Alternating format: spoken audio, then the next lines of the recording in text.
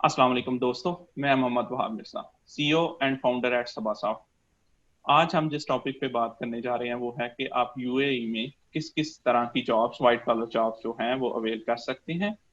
और इसके लिए जो मैंने इंटरव्यू करने के लिए मेहमान हस्ती बुलाए हैं, आबिद साहब जो हैं वो मेरे क्लासमेट्स थे, जो है फास्ट में O7 O11 बैच में। तो अभी जो है वो दुबई में जो है यूनिटी 3D पे काम कर रहे हैं। बाकी की कहानी थोड़ी उन्हीं के ज़ुबानी सुनते हैं। तो आबिद साहब, थोड़ा सा अगर आप प्रोफेशनल और बैकग्राउंड जो है अपना एक्सपीरियंस, प्रोफेशनल एक्सपीरियंस और ज़रा बैकग्राउंड बता दें कि कहाँ कहाँ से स्टडी किया हुआ है, तो आगे बढ़ते हैं उसके बाद। Assalamu alaikum Wahab sir, thank you so much for hosting me. Starting from the educational background, मैंने start किया था first इस्लामाबाद से telecommunication engineering, as you know, starting from 2007 to 2011. और इसमें मैंने जो एक अच्छी चीज़ की थी कि मैंने जितने भी मेरे ऑप्शनल कोर्सेज थे वो मैंने सारे कंप्यूटर साइंसेज के लिए लिए। इवन दो के एक दो सब्जेक्ट एक्स्ट्रा जाके लाइक डाटा बेसिस है वो टेलीकॉम में ऑफर नहीं होते, तो वो मैंने जाके कंप्यूटर साइंसेज में ले लिए। फिर जो हमारा फाइनल ईयर प्रोजेक्ट था वो भी हमारा था इलेक्शन कमीशन ऑफ पाकिस्तान के साथ, तो it was a combination of software and hardware. तो हमने एक्चुअली पहले से ही माइंड बना लिया था, ड्यूरिंग द ग्रेजुएशन हमें आइडिया था कि टेलीकॉम में कोई ज़्यादा स्कोप है नहीं, तो हमें जो जॉब करनी है वो कंप्यूटर साइंस में ही करनी है। तो हमने अपना ड्यूरिंग द ग्रेजुएशन ही बुनी कोर्सेज के ऊपर ज़्यादा फोकस रखा। फाइनल ईयर प्रोजेक्ट भी उसी में किया। जब हमारा ग्रेजुएशन हो गया तो उस टाइम पे जाके देखा कि अभी हमें किस चीज़ में जॉब करनी चाहिए। आया हमें वेब डेवलपमेंट में जाना चाहिए, एंड्रॉयड में, आईओएस में, यूनिटी में, किस चीज़ में जाना चाहिए। तो हमें थोड़ा आइडिया हुआ कि शायद वेब मार्केट में ज़्यादा पे नहीं करते क्योंकि ऑलरेडी बहुत सारे लोग हैं वेब डेवलपमेंट में, बट मोबाइल डेवलपमेंट जो है दिस इज समथिंग न्यू। उसमें अभी टीम्स बन रही हैं और अच्छा पे भी कर रहे हैं। तो we started in Android development. I moved from Islamabad to Lahore in Nextbridge. I started my job as an associate software engineer.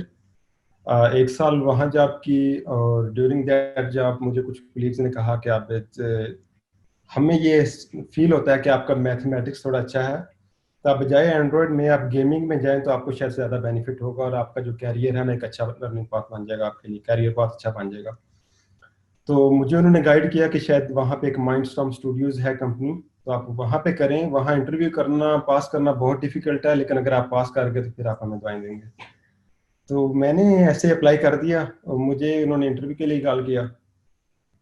Interview वाकई बहुत मुश्किल था। उन्होंने तो मुझे कोई एक इतना बड़ा क्वेश्चन पेपर निकाल के दे दिया जिसमें एप्टीट्यूड टेस्ट थे, apple is equal to this, banana is equal to this, और इन दोनों को अगर आपस में ये कर दें तो फिर एक बुर्ज खलीफा बनाया हुआ है कि सूरज इस एंगल पे खड़ा है और अगर इसका साया इतना लंबा हो तो ये कितने टाइम में यहाँ पहुंच जाएगा, इस टाइप के क्वेश्चन थे। और फॉर्चुनेटली मैं उन्हीं दिनों में ना एयरफोर्स का टेस्ट दे के आया था, तो मैंने ये सारी प्रिपरेशन ऑलरेडी की हुई थी, तो it was like top of the mind. तो मैंने वो काफ़ी अच्छा अटेम्प्ट कर लिया। मुझे माइंडस्टॉर्म स्टूडियोज में जॉब मिल गई। उन्होंने मुझे ऑफर कर दी एज ए सॉफ्टवेयर इंजीनियर। वहाँ मैंने स्टार्ट किया as a Coco Studio developer. Coco Studio में उनकी ऑलरेडी गेम बनी हुई थी, तो उन्होंने मुझे कहा कि हम कोको स्टूडी, आपको शायद आइडिया हो, वो हम आईफोन गेमिंग के लिए यूज़ करते थे। तो उन्होंने बोला इसको हम कोको स्टूडी एक्स में कन्वर्ट करेंगे फॉर दी एंड्रॉयड। वो मैंने किया, लर्निंग भी की, साथ साथ उसको किया। फिर हमारा अचानक से एक डिसीजन हुआ कि हमारी कंपनी जो है वो यूनिटी 3D स्टार्ट करेगी। यूनिटी 3D में स्टार्ट किया, थोड़ी लर्निंग स्टार्ट की। फिर इतनी देर में हमारी एक गेम रिलीज हो गई। बैक एंड पे हमें बंदा रिक्वायर्ड था। उन्होंने कहा आबिद साहब आ जाएं, आपको थोड़ी ट्रेनिंग देते हैं और बैकएंड वाले बंदे के साथ बैठ जाएं और इसको सपोर्ट करें। तो ये 6 महीने तक जारी रहा। मुझे लगा कि ये थोड़ा डिफिकल्ट हो रहा है, यानी मैं किसी एक फील्ड में जो है ना मास्टर नहीं कर पाऊंगा ऐसे। तो फिर मैंने अप्लाई करना शुरू किया। तो एक इस्लामाबाद में सॉफ्टवेयर हाउस है नेम एग्नाइटस। उनका जो बिजनेस सेंटर है वो सिलिकॉन वैली था, सिलिकॉन वैली यूएस में था, और उनका डेवलपमेंट सेंटर था I93 इस्लामाबाद में। तो मैंने अप्लाई किया। उन्होंने कहा कि इस्लामाबाद आ जाओ। मैंने कहा कि मैं लाहौर में बैठा हूँ। फर्स्ट इंटरव्यू फ़ोन पे हो गया, अच्छा हो गया। सेकंड के लिए उन्होंने मुझे बुलाया, वो भी अच्छा हो गया। ऑफर लेटर मिल गया। अब मैं वहाँ गया तो उन्होंने बोला कि हमारे पास यूनिटी 3D की टीम नहीं है, हमने अभी स्टार्ट करनी है, तो आप इस टीम का पार्ट होंगे। तो मेरे लिए एक अच्छी अपॉर्चुनिटी थी लर्निंग के लिए। वहाँ मैंने जॉब स्टार्ट की एज ए, फिर गेमिंग, मेरा डिपार्टमेंट गेमिंग ही था but as a software engineer. वहाँ मैंने जॉब की for almost 2 years and 2 months। और उस जॉब के दौरान मुझे काफ़ी कुछ लर्निंग को मिला, सैलरी भी अच्छी थी, ओवरऑल वर्किंग एनवायरनमेंट भी बहुत अच्छा था। This was the first company that I really liked. मतलब वर्किंग एनवायरनमेंट उनका देख लें, सैलरी वाइज देख लें, जो कोलीग्स जो आपके साथ काम कर रहे हैं उनके साथ काम करने का मजा आता था। तो दिस वाज रियली गुड। फिर मुझे एहसास हुआ कि मैंने 2 ढाई साल यहाँ जॉब कर ली है, अब शायद जितनी सैलरी मैं यहाँ ले रहा हूँ इसके बाद जो जंप्स है ना वो थोड़े कम कम लगेंगे। तो मैं कोशिश करता हूँ किसी एक करीब के कंट्री में जाऊँ, एक इंटरनेशनल वेन्यू में जाके जॉब करूँ, ताकि मुझे आइडिया हो कि बाकी लोग जो इंटरनेशनल टीम्स में कैसे काम करते हैं, कौन सी टेक्नोलॉजीज में काम करते हैं। डेफिनेटली मेरा वहाँ जो कैरियर पाथ है, जो मेरा ग्रोथ होगा वो काफ़ी बेहतर होगा यहाँ से। तो मैंने ऑनलाइन अप्लाई करना शुरू किया। एक कंपनी ने पहले मुझे अप्रोच किया, वो कहते हैं हम ऐसा बंदा ढूंढ रहे हैं जो हमें वाइप कॉल्स के लिए ना एप्लीकेशन बना के दे। तो वो मेरा एक्सपर्टीज नहीं थी, तो मेरा वो इतना अच्छा इंटरव्यू नहीं हुआ। फिर सेकंड कंपनी ने मुझे अप्रोच किया, तो उनको यूनिटी 3D का बंदा चाहिए था, but the one he has some experience in augmented reality as well. मैंने कहा यार श्योर। मैंने घर में बैठ के 2-3 हफ्ते लगाए, ऑगमेंटेड रियलिटी की बेसिक्स देख ली, मैंने सीवी सेंड किया, उन्होंने मेरा इंटरव्यू किया, असाइनमेंट दिया, असाइनमेंट अच्छी हो गई, और उसके बाद मुझे उन्होंने एंट्री परमिट और एयर टिकट भेज दिया। तो भाई सीधा इस्लामाबाद से लैंडेड इन दुबई। मेरा पहला पहला project was with Atlantis. Atlantis यहाँ का गेस 5-7 स्टार होटल है यहाँ दुबई का, सभी को पता होगा। मेरा पहला पहला प्रोजेक्ट उनके साथ था, वो मेरा था तकरीबन 3 मंथ्स का प्रोजेक्ट। वो कंप्लीट किया हमने। उसके बाद कंपनी कहती है कि अभी मतलब रिसेंटली हमारे पास अभी नियर फ्यूचर में प्रोजेक्ट्स और नहीं है। तो मैंने कहा ठीक है, आप मुझे थोड़ा टाइम दे, मैं फिर यूँ करता हूँ जॉब और सर्च कर लेता हूँ। उन्होंने मुझे टाइम दिया, मैंने यहाँ पे एक और कंपनी में named at virtual graphics media, उसमें चला गया। और it was good and bad at the same time because I was the one man army over there. That was a startup और मैं बिल्कुल पहला डेवलपर था उनका, और मुझे ही सारा कुछ करना था उसमें। फ्रंट एंड भी देखनी है, फ्रंट बैक एंड भी देखनी है, फिर फ्रीलांसर भी उनको ढूंढ के देने हैं जो उनके लिए डिजाइनिंग की जॉब करें, 3D मॉडलिंग की जॉब करें, एनिमेशन की जॉब करें। तो it was quite challenging, but मुझे वहाँ पे लर्निंग के लिए बहुत कुछ मिला। और सेकंड मुझे जो उस जॉब पे मजा आया, अच्छा आई एम सॉरी मैं कंटिन्यूअसली बोले जा रहा हूँ, अगर आपको कोई क्वेश्चन हो बीच में मुझे रोक लीजिएगा, ठीक नहीं है? नहीं नहीं, आप बिल्कुल आप कंप्लीट करें। आप ऑब्वियसली इवन इंट्रोडक्शन में भी बहुत सारी चीजें जो है ना इंसान को पता चलती हैं। ये नॉलेज मतलब अगर कोई इवन मेरे ख्याल में हमारा व्यूअर देख रहा होगा तो उसको खुशी ही होगी कि आपने ये शेयर किया कि कैसे आपने जर्नी की है जो है ना, तो इंस्पायरिंग जो है मोमेंट होता है, तो ऐसा बिल्कुल आप आराम से उसको। तो वो जो मेरी जॉब थी वो मोस्टली ऐसे थी कि वर्क फ्रॉम होम थी। एक ही बंदा घर पे बैठ के चेयर टेबल रखिए काम किए जा रहा हूँ, और मैं जस्ट कंपनी अपनी मैनेजमेंट को तभी मिलता था जब हमारी मीटिंग होती थी। हमारे ये प्रोजेक्ट पकड़ते थे एपी सलाद से, कोक से, पेप्सी से, और मोस्टली हम पीओसी भी काम करते थे, प्रूफ ऑफ कंसेप्ट उनको जाके शो करते थे, हम ये करेंगे तो आपको इसका इतना बेनिफिट होगा। तो बेसिकली एक मतलब पीओसी करके जाके उन कंपनीज को दिखाना, तो यही मेरी जॉब थी उस वक्त। और उसमें मैं टूल्स यूज कर रहा था, unity 3D, Xcode, Android studio, mostly ये मेरे 3 मेजर थे। फिर ऑगमेंटेड रियलिटी के लिए V4 या SDK यूज कर रहा था। और फिर मुझे रियलाइज हुआ कि जॉब तो चल ही रही है, और ये मैं घर वर्क फ्रॉम होम है तो शाम को भी कर सकता हूँ, तो वाई नॉट के मैं ट्राई करूँ, दिन टाइम में जाके डिफरेंट कंपनी से मिलूँ और मैं कुछ अपना करूँ। तो मैं 1-2 कंपनी से मिला। एक कंपनी ने मुझे बोला कि आप हमें, वो इंटरटेनर का शायद आपको आइडिया हो, इंटरटेनर एक ऐसी एप्लीकेशन है जिसके ऊपर आपको वाउचर्स मिल जाते हैं, यानी डिस्काउंटेड वाउचर्स मिल जाते हैं किसी भी सर्विस के लिए यहाँ यूएई में, शायद पाकिस्तान में भी, आई एम नॉट श्योर। तो उन्होंने बोला हमें ऐसी ही एक एप्लीकेशन बनानी है। तो अब मुझे था कि शायद मैं अकेला बंदा नहीं कर पाऊंगा, बड़ा प्रोजेक्ट था, लाइक 25-30,000 USD का था, करना था तकरीबन 6-8 महीने में। तो मैंने फिर क्या किया, इंटरव्यूज स्टार्ट किए लोगों के करने। एक मैंने पाकिस्तान में पिंडी में टीम हायर की, एमरजेंट सॉफ्ट के नाम से, वहाँ उनकी पूरी टीम थी 4 लोगों की, वो मैंने हायर कर ली। फिर मैंने अपवर्क से कुछ लोग ढूंढे, काफ़ी लोगों ने रुलाया भी, पेमेंट लेके काम नहीं दिया, काम दे दिया, तो ऐसे करके वो काम कंप्लीटेड नहीं है, और मुझे काफ़ी स्ट्रगल भी उसमें करनी पड़ी। फिर मैंने एक बंदी हायर की इंडिया से, फिर मैंने एक बंदा हायर किया आर्मीनिया से, तो यूं करके स्लोली स्लोली मैंने अपना एक छोटी सी टीम बनाई। फिर मुझे ये पता चल गया कि किस बंदे की क्या स्ट्रेंथ है, और फिर 1-2 लोग बीच में छोड़ गया। मैंने 1-2 लोग नेटसोल से हायर किए, एक बंदा सिस्टम से हायर किया। मतलब मेरा मुझे प्रोजेक्ट और मिल गया। जो मैंने पहला प्रोजेक्ट कर रहा था वो कंपनी काफ़ी खुश थी, तो उन्होंने मुझे अपनी एक और जानने वाली कंपनी से एक और प्रोजेक्ट लिख दे दिया। तो फिर मुझे और लोग ऐड करने पड़े, तो मैंने सिस्टम से नेटसोर्स से कुछ बंदे हायर किए पार्ट टाइम जो मेरे लिए जॉब करते थे।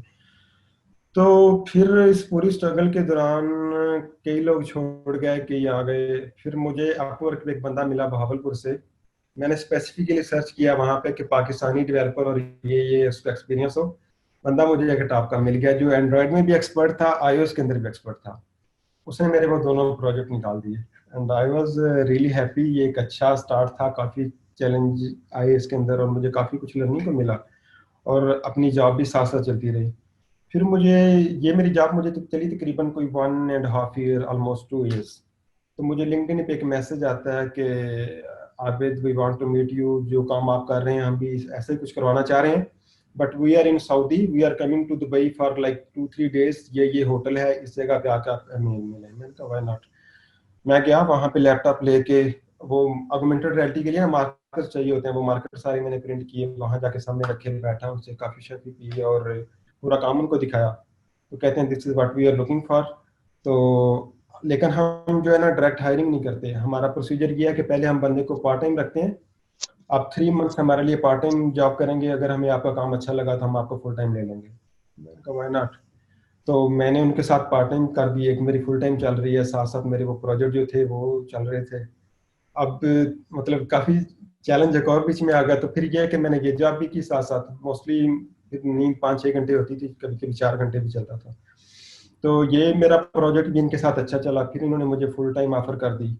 ऑफर ऐसे कर दी कि यानी जो पहले मैं सैलरी ले रहा था उसका तकरीबन 1.5 था, तो मुझे था कि चलो पहले वाली जॉब पर छोड़ देता हूँ।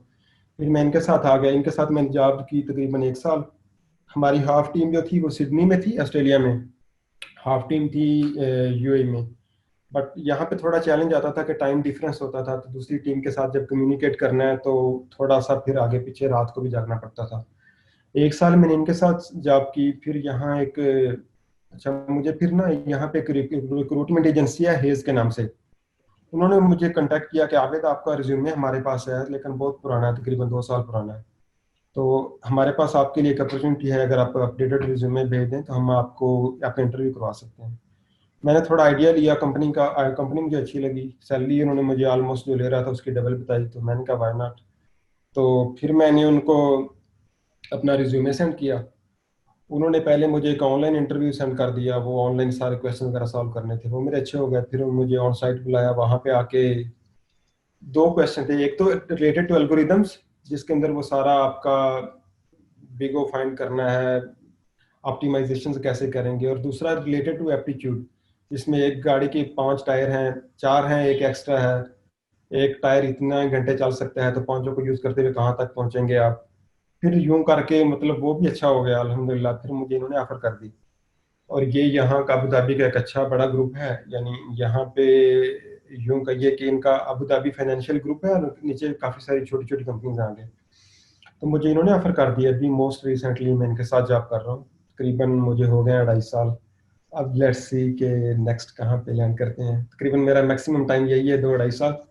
उसके बाद मैं स्विच कर लेता हूँ। दिस टाइम अभी मैं टिका हुआ हूँ ड्यू टू पैंडेमिक, और काम भी सही चल रहा है, तो अल्हम्दुलिल्लाह। माशाल्लाह, व्हाट एन इम्प्रेसिव जर्नी।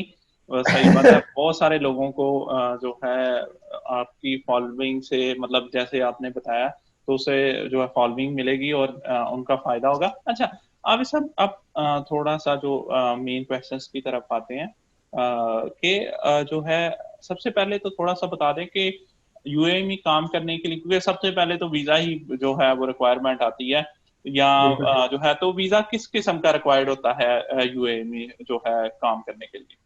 अच्छा, यहाँ पे ना यूएई में वीजा थोड़े सिंपल हैं। इसमें जैसे यूएस में होता है कि आपको H1B वीजा चाहिए, या कोरिया में डिफरेंट कैटेगरीज होती हैं, यहाँ थोड़ा सिंपल है। यूएई के अंदर अच्छा 2 स्टेप हैं। एक ये कि आप ऑलरेडी यूएई में हैं, एक ये कि आप पाकिस्तान में हैं तो आप यूएई में एंटर होना चाहते हैं। पाकिस्तान में हैं तो 2 स्टेप्स हैं। जैसे मैंने ऑनलाइन अप्लाई किया, मुझे कंपनी ने एंट्री परमिट सेंड किया, मैं यहाँ आ गया, और यहाँ आते ही मेरा पहला जो है वो जॉब वीज़ा लग गया।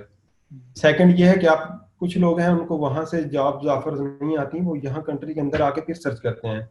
तो यहाँ पे आने के लिए आप क्या करेंगे, 2 किस्म के वीज़ा हैं, एक टूरिस्ट वीज़ा है, एक विजिट वीज़ा है। जो विजिट वीजा है वो आपका एक्सटेंड हो जाता है। फॉर एग्जांपल आपने 1 महीने का लिया, if I am not wrong, अगर आपने 1 महीने का लिया तो अगर वो एक्सपायर होने वाला है तो आप उसको आगे एक्सटेंड कर लेते हैं। वेयर एज जो टूरिस्ट वीजा है वो जितने दिन का लिया है वो उतने दिन के लिए वैलिड होता है। तो लोग क्या करते हैं, वहां से विजिट वीजा लेके यूएई में आ जाते हैं। यहाँ आके, और मोस्टली लोग जॉब्स पे होते हैं, 1 महीने की छुट्टी हमारी बीच में से कि हम विजिट करने जा रहे हैं। यहाँ आके मार्केट में अप्लाई किया, इंटरव्यूज दिए, अगर 1 महीने में ऑफर आ गई तो वेल एंड गुड, अदरवाइज वापस चले जाते हैं। बट यहाँ पे मैं ये सजेस्ट करूंगा कि अगर कोई पाकिस्तान से आ रहा है तो वो कम से कम 3 मंथ का विजिट वीजा लेके आए, क्योंकि 1 महीना तो उनको यहाँ आके लगता है मार्केट को समझते हुए। यहाँ चीज़ें थोड़ी सी डिफरेंट हैं, उनको आइडिया होना शुरू होता है कि मैंने अप्लाई कहाँ से करना है, कौन कौन सी साइट्स हैं। उसके 1-2 इंटरव्यूज होते हैं और उतनी देर में उसका 1 महीना पूरा हो जाता है। तो इसलिए अगर यहाँ किसी ने इस कंट्री के अंदर आके वीज़ा जॉब सर्च करनी है तो आई आई रिकमेंड कि एटलीस्ट वो 3 मंथ का विजिट वीज़ा लेके आएँ, तो उनके लिए फिर थोड़ा बेटर रहेगा। और उसमें अगर जॉब उनको फर्स्ट वीक में मिल जाती है तो दैट्स गुड, वो अपना विजिट वीज़ा को जॉब वीज़ा में कन्वर्ट कर सकते हैं। इट्स नॉट रिक्वायर्ड कि वो 3 मंथ तक वेट ही करेंगे, बट इट्स ऑलवेज, मतलब उनका जो एयर टिकट है वो भी उन्होंने पे कर दिया, 1 मंथ का जो विजिट वीज़ा है उसका भी पे कर दिया। अब क्या है कि इंटरव्यूज की कॉल्स आनी शुरू हुई, भाई का टाइम खत्म हो गया और वापस जाके फिर पाकिस्तान में बैठ जाता है। तो बेटर वुड बी कि थोड़े से पैसे उसमें और ऐड करो, 3 मंथ का विजिट वीजा ले लो, फिर आ जाएगा। सही।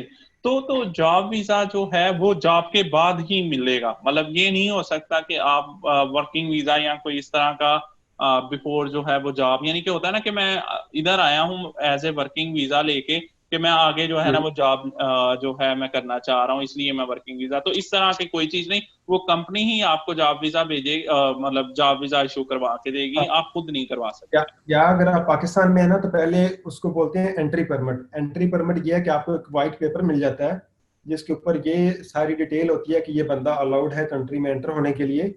और फिर वो एंट्री परमिट 2 मंथ्स के लिए वैलिड होता है, वैलिड फॉर 60 डेज। जिस दिन वो आपको इश्यू हुआ उसके विद इन 60 डेज आप कंट्री के अंदर एंटर हो सकते हैं। जब आप कंट्री के अंदर एंटर हो गए, बाकी का प्रोसेस फिर स्टार्ट होगा। आपका सबसे पहले मेडिकल होगा। मेडिकल के अंदर अगर कोई प्रॉब्लम नहीं है, वो बेसिकली ऐसा चेक करते हैं कि लाइक कोई इसको ऐसी बीमारी ना हो जो आगे किसी और लोगों को भी फैल सके, आगे ट्रांसमिट हो सके। अगर ऐसी कोई बीमारी नहीं है, ऐसा कोई मेजर इशू नहीं है तो इट्स फाइन। फिर उसके बाद नेक्स्ट आपके फिंगरप्रिंट्स लेंगे, आपका जो भी फेशियल रिकग्निशन के लिए वो पिक्चर्स वगैरह लेते हैं वो लेंगे, और आपका वीजा, जो आपका वीजा है वो पेस्ट हो जाएगा। वीजा पेस्ट होने के बाद सबसे पहले आपका पासपोर्ट के ऊपर वीजा लगा, तो उसके बाद यहाँ का एमिरेट्स आईडी आएगा। जैसे हमारे यहाँ CNIC होता है, यहाँ का एमिरेट्स आईडी होता है, वो आ जाएगा and you are good to go, आप काम स्टार्ट कर सकते हैं। ठीक है, ठीक है, सही। और अच्छा, इसके लिए ठीक है, वीजा का तो आपने बता दिया, तो वीजा से पहले जो है हमें जो जॉब्स फाइंड आउट करनी है वो कहाँ से हम फाइंड आउट कर सकते हैं कि दुबई में कौन सी जॉब्स जो है ना और कहाँ कहाँ अवेलेबल है? जॉब्स अप्लाई करने के भी डिफरेंट वेज हैं। अब कुछ लोग क्या करते हैं कि वो जॉब पोर्टल्स के ऊपर जाके अप्लाई करते हैं। जॉब पोर्टल्स का मैं आपको बता देता हूँ। यहाँ पे गल्फ टैलेंट है, हेज के नाम से एक कंपनी है, फिर नौकरी गल्फ है, फिर डुबीजेल है, बैथ.com है, काफ़ी सारी कंपनीज हैं जिसके ऊपर आप डायरेक्टली अप्लाई कर सकते हैं। But this is not a recommended way, मैं ये ऐसे अप्लाई नहीं करता। रीजन बीइंग कि एक जॉब होती है उसके ऊपर तकरीबन कोई 2000 लोग जो है ना वो अप्लाई कर देते हैं। वो लोग जो यहाँ इस कंट्री में बैठे हुए हैं और वो लोग भी जो इंडिया पाकिस्तान में बैठे हुए हैं, बांग्लादेश में बैठे हुए हैं, तो वहां से फिल्टर करके आपको इंटरव्यू की कॉल आना थोड़ी सी मतलब डिफिकल्ट होती है। यानी आप देखें ना कि आपका 3000 में से आपका एक CV है, तो अब आप देख लें कि प्रोबेबिलिटी देख लें कि कितने चांसेस हैं आपके। मैं मोस्टली क्या करता हूं कि मैं देखता हूं कि अगर एक जॉब पोर्टल के ऊपर एक जॉब आई है, वहां most of the time 80-90% of the times उस कंपनी का नाम भी दिया होता है कि किस कंपनी के लिए वो हायर कर रहे हैं। फिर मैं उस कंपनी के ऊपर जाता हूँ, उनका पोर्टफोलियो देखता हूँ, मुझे लगता है कि अगर this is what I am looking for, तो वहीं से मैं HR का या उनका लिखा होता है career at the rate of this, तो वहीं से मैं अप्लाई कर देता हूँ और वहां से इंटरव्यूज की कॉल आना ज्यादा इजी होता है। एक चीज मैं आपको और बता दूं वहाब साहब, यहाँ पे ना इस कंट्री में तकरीबन 50% जॉब्स ऐसी हैं जो रेफरल से हो जाती हैं। रेफरल से मुराद ये है कि अगर फॉर एग्जांपल मेरी कंपनी को एक एंड्रॉइड डेवलपर चाहिए और उनको पता है कि मेरी ऑलरेडी एक 3-4 लोगों की टीम काम कर रही है, तो वो हमें इंटरनली कहेंगे कि अगर आपका कोई जानने वाला है, एक अच्छा डेवलपर है, तो आप उसको रेफर कर दें। तो उससे कंपनी को भी फायदा हो जाता है, उनकी भी वो स्ट्रगल खत्म हो जाती है। और डेफिनेटली जो बंदा किसी को रेफर करेगा वो एक किसी अच्छे बंदे को रेफर करेगा ताकि उसकी भी कंपनी में अपनी रेपुटेशन एक बनी रहे। अगर किसी ऐसे बंदे को रेफर करेगा कि जो काम नहीं कर सकता, तो फिर डेफिनेटली इसका अपना भी जो रेपुटेशन है ना, वो that will be in question.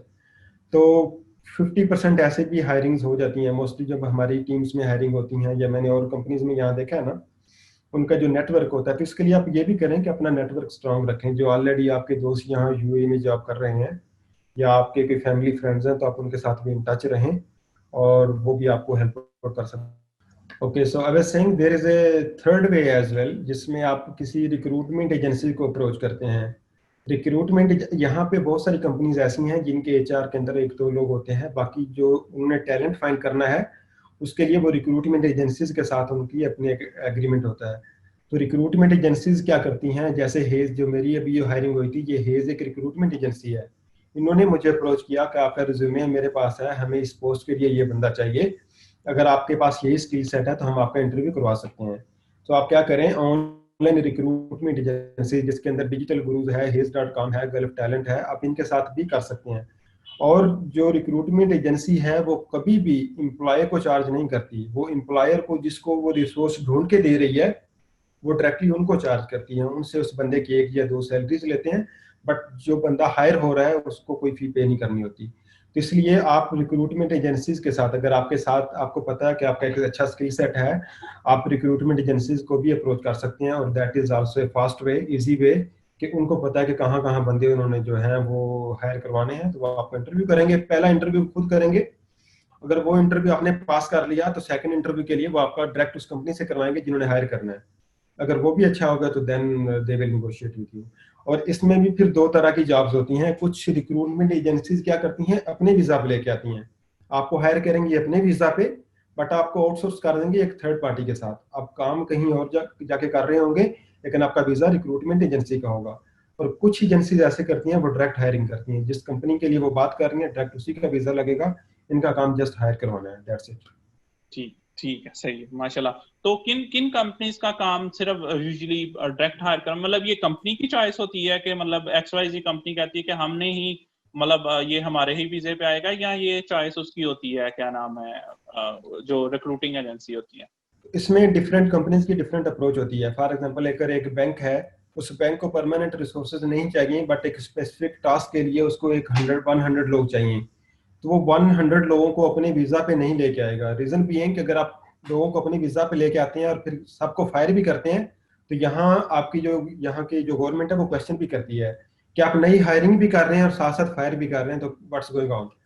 फिर ये लोग क्या करते हैं, ये इनके लिए इजी यही होता है कि रिक्रूटमेंट एजेंसी को बोलें कि हमें 100 लोग दे दो, हमने ये टास्क करवाना है, इतनी ड्यूरेशन का हमारा आपके साथ कंट्रैक्ट है, जब ये खत्म हो गया तो खलास। मोस्टली वो फिर ऐसे कर लेते हैं, आउटसोर्स करके इतने लोग हायर कर लेते हैं। बट वो लोग जिनको पता है कि हमारे सालों साल प्रोजेक्ट चलने हैं, 2 साल प्रोजेक्ट चलेगा, 4 साल 5 साल चलेगा, वो फिर कोशिश करते हैं हम अपने वीजा पे लेके आ जाए, क्योंकि उनको जो शॉर्ट टाइम कंट्रैक्ट के ऊपर लोग मिलेंगे वो महंगे मिलते हैं, इसलिए फिर वो उनको अपने वीजा के ऊपर लेके आ जाते हैं और उनको अपना परमानेंट एम्प्लॉय हायर करते हैं। सही, यानी ये डिपेंड करता है प्रेफरेंस पे। अगर उन्हें लॉन्ग टर्म चाहिए होता है तो वो कोशिश करते हैं कि अपने ही साथ डील कर हाँ, लें, और अगर उन्हें लगे कि ये शॉर्ट टर्म है तो जो है रिक्रूटमेंट एजेंसी को, यानी कि जहां पे बेनिफिट लगता है कंपनी को, कंपनी उससे ज्यादा शॉर्ट टर्म उनको चाहिए हो, या कभी उनको श्योर नहीं होता कि हमें ये चीज जो शुरू कर रहे हैं ये कंटिन्यू करेंगे या नहीं करेंगे, तो उस पे वो आउटसोर्स एक एम्प्लॉय रख लेंगे, 6 महीने 8 महीने काम अगर चलता रहा तो फिर उसी कंपनी से रिक्वेस्ट करके उसको ट्रांसफर करवा लेंगे अपने वीजे पे, अगर नहीं चलता रहा तो उसको रिलीज कर देंगे।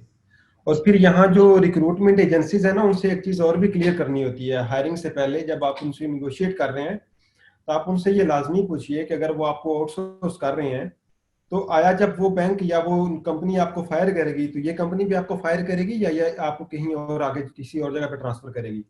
तो यहाँ बहुत सारी कंपनीज होती हैं, वो कहते हैं कि अगर 2-3 महीने तक हम आपको आगे कहीं ट्रांसफर नहीं कर सकते तो फिर रिलीज करेंगे, अदरवाइज क्या कि हम आपको कोशिश करेंगे कि किसी और कंपनी में आगे आगे जॉब करवा दें, क्योंकि रिक्रूटमेंट एजेंसी को भी तो फायदा होता है ना कि वो उनको हर महीने जितनी उसको अर्निंग हो रही है इनका एक पोर्शन इनको भी मिल रहा होता है। तो ये चीज शुरू से क्लियर कर लें कि आया जो जिस जगह पे आप जा रहे हैं, अगर वहां से फायरिंग हुई तो फौरन ये फायर करेंगे, या अगर वो लोग फायर करते हैं तो जो आपकी रिक्रूटमेंट एजेंसी है ये थोड़ा फ्लेक्सिबल है, ये आपको 2-3 महीने एटलीस्ट ट्राई करेगी किसी और कंपनी में एडजस्ट करने के लिए। और अगर वो कहें कि हम ये करेंगे तो फिर बेशक थोड़ी सैलरी कम भी अगर वो ऑफर करें तो पिक कर लो, बट ये उनके साथ रिटर्न में एग्रीमेंट में लिख लो। अगर वो कहें कि वो कंपनी आपको फायर करेगी तो हम भी साथ ही फायर करेंगे, फिर आप जो आप उनसे डिमांड कर रहे हैं वो थोड़ी सी बढ़ा दो, क्योंकि जितने महीने के लिए जा रहे हो बस वही आपकी अर्निंग है फिर। ठीक ठीक। तो आवे साहब या ठीक है, इसके बाद जो है ठीक है कि आपने ये कवर कर दिया कि जो है ना कि कहाँ से आप जो है जॉब फाइंड आउट कर सकते हैं।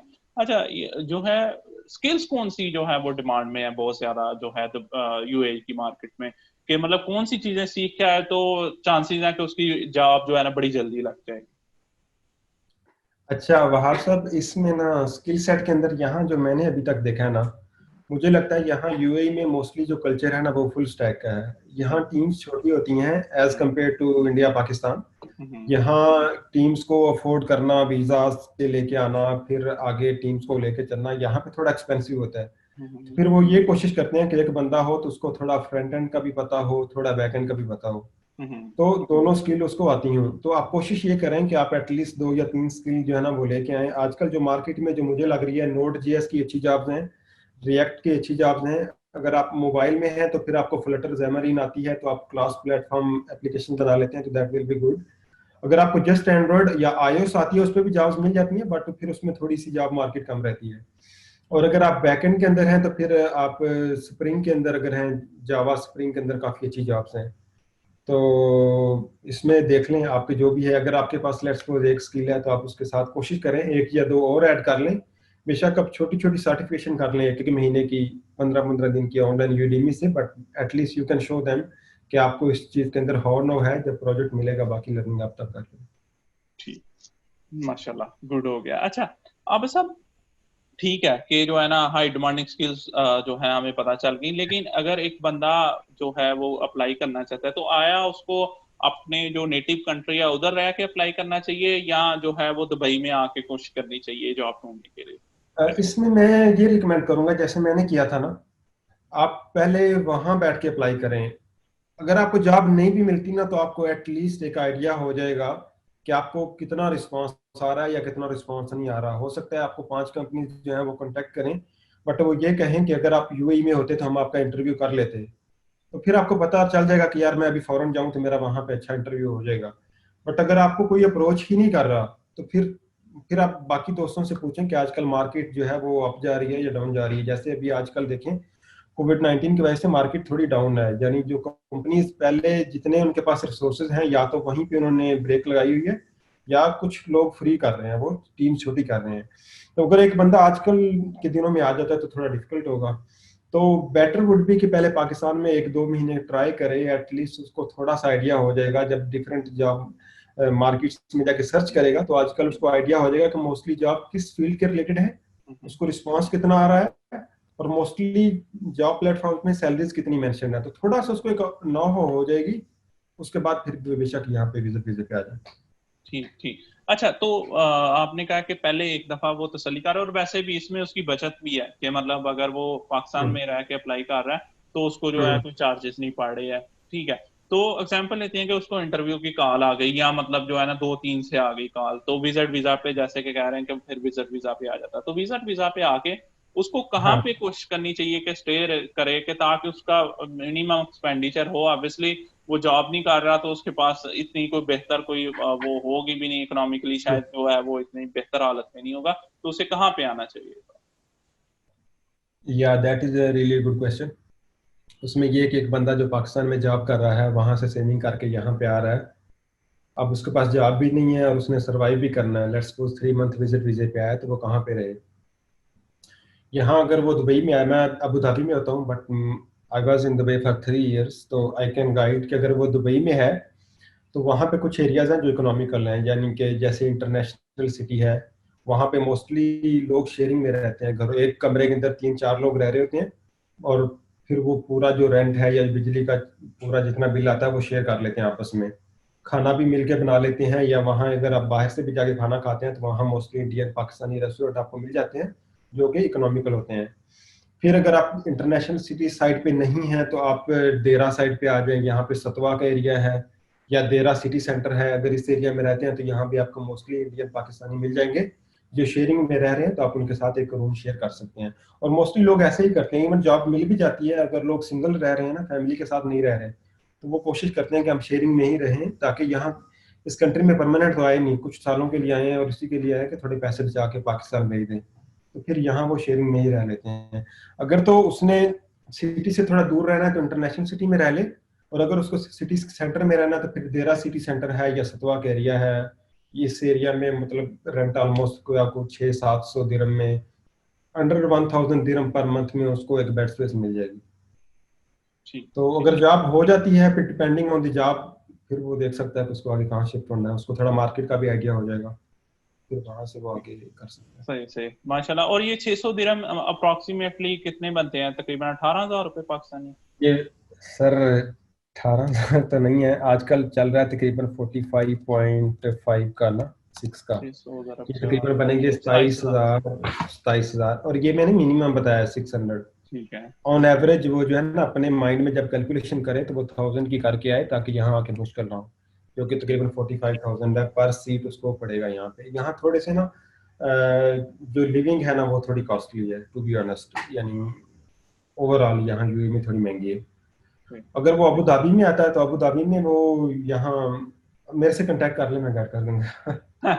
माशाल्लाह। हाँ बहुत शुक्रिया, बहुत शुरू। शुक्रिया। अच्छा अच्छा, आप साहब, जैसे जो है मतलब जॉब्स, मतलब कहीं भी शिफ्ट होने के लिए उसकी नेटिव लैंग्वेज आनी चाहिए। तो दुबई में आने के लिए आपको किस किस्म की लैंग्वेज जो है वो जो है, अगर आप स्किल्ड हो, मतलब अरेबिक हो या किस लैंग्वेज में एक्सपर्ट हो, तो जो है वो बता जो है आके इजीली जो है सब। दो तरह की जॉब हैं। अगर आप वाइट कॉलर जॉब के लिए आ रहे हैं, फॉर एग्जांपल आप एज ए मैनेजर आ रहे हैं, या आप एज ए डेवलपर आ रहे हैं, एज एन इंजीनियर आ रहे हैं, तो डेफिनेटली आपको इंग्लिश आनी ही चाहिए, क्योंकि आपके कॉर्पोरेट के साथ जॉब करेंगे, आपकी मैनेजमेंट जो है सारी सारी इंग्लिश बोलते होंगे। आपको ईमेल करनी है, ईमेल का रिप्लाई करना है, तो डेफिनेटली आपको उसके लिए इंग्लिश आनी चाहिए। बट अगर आप एज ए लेबर आ रहे हैं, फॉर एग्जांपल अगर आपने यहाँ आके मजदूरी करनी है, यहाँ पे आपने मोटरसाइकिल चलाना है, जो डिलीवरी बॉयज होते हैं उनके साथ करना है, तो फिर आपको उर्दू आती है, हिंदी आती है, वो भी चलेगी, क्योंकि वहाँ टीम्स का एक मैनेजर होता है, वो पूरा जो उनका लीड होता है वो वही रिस्पॉन्सिबल होता है ऊपर, नीचे सारे वही। अब हमारे मोस्टली खान भाई होते हैं, या इंडिया से अगर देखें तो वो मल्लू होते हैं, उनको इतनी इंग्लिश नहीं आती, बस उर्दू और हिंदी आती है टूटी फूटी, उससे काम चल जाता है। तो अगर लेबर है तो जो भी लैंग्वेज है उससे काम चल जाएगा। बट अगर वो थोड़ी अच्छी जॉब में आ रहा है तो बेटर वुड बी कि वो इंग्लिश सीख के आए, अगर उसको इंग्लिश नहीं आती तो सीख ले। अदरवाइज मोस्टली जो अच्छी जॉब पाकिस्तान में भी कर रहे होते हैं उनको इंग्लिश आती होती है, पाकिस्तान में भी तो इंग्लिश ही यूज होती है, हमारे ऑफिस लैंग्वेज जो है वो इंग्लिश ही है। सही तो सही, यानी कि सेम लैंग्वेज, यानी कि कोई आपको नई चीज नहीं सीखनी पड़ेगी before moving to Dubai regarding language के, जो है ना, ये जैसे हाँ बंदा कोरिया या उसमें जर्मनी। हाँ जी जी। हाँ ज़्यादा मुश्किल नहीं होती एज कम्पेयर टू आप जर्मनी जा रहे हैं या कोई साउथ अफ्रीका जा रहे हैं, जहाँ की आपको वहाँ की नेटिव लैंग्वेज सीखनी पड़ती है। यहाँ एज सच आपको अरेबिक सीखने की ज़रूरत नहीं है, अगर आपको इंग्लिश आती है, उर्दू आती है, तो उससे काम चल जाएगा। आबिद साहब, बहुत शुक्रिया आपके कीमती वक्त का। बड़े बिजी आदमी हैं लेकिन हमारे लिए वक्त निकाला। तो दोस्तों, उम्मीद है कि आपके बेसिक क्वेश्चन जो है इसमें कवर हो गए होंगे। अगर आपको ये वीडियो पसंद आई है तो हमारे चैनल को सब्सक्राइब कर लें और बेल के आइकन पे क्लिक करें, ताकि आपको मज़ीद नोटिफिकेशन जो है फ्यूचर वीडियोस के मिलते रहें। हमारे साथ जुड़े रहने के लिए और बार बार इस चैनल पर आने के लिए मोहम्मद वहाब मिर्ज़ा आपका तहे दिल से शुक्रगुजार। अल्लाह हाफिज़। पाकिस्तान जिंदाबाद।